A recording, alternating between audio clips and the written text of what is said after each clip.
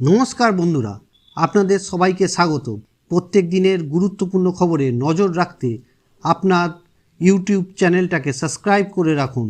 চলুন জেনে নিই আজকের খবর। জম্মু কাশ্মীরের কিশতওয়াড়ে চেনাব নদীর উপর তৈরি হচ্ছে ভারতীয় সরকারের একটি গেম চেঞ্জার প্রজেক্ট কোয়ার বাঁধ।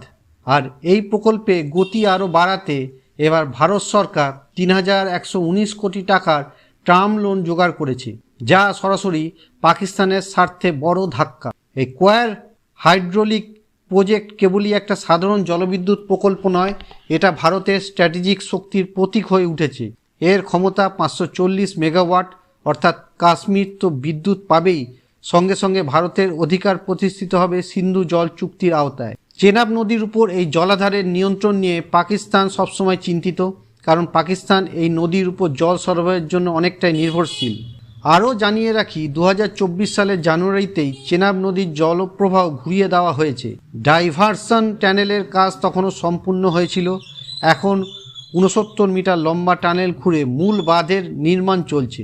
আশা করা হচ্ছে ২০২৭ সালের মধ্যেই পুরো প্রজেক্ট সম্পূর্ণ হয়ে যাবে। এই কাজ চলছে এমন এক সময় যখন ভারত ও পাকিস্তানের মধ্যে সিন্ধু জল চুক্তি নিয়ে দ্বন্দ্ব তুঙ্গে। পাকিস্তান তো রীতিমতো উত্তপ্ত। কেন জানেন? কারণ ২২শে এপ্রিল পাকিস্তানের মদতপুষ্ট জঙ্গিরা পহেলগাঁও উপত্যকায় হামলা চালিয়ে ২৬ জনকে খুন করে, আর তারপরই ভারত রেগে গিয়ে সিন্ধু জল চুক্তি বাতিল করে দেয়।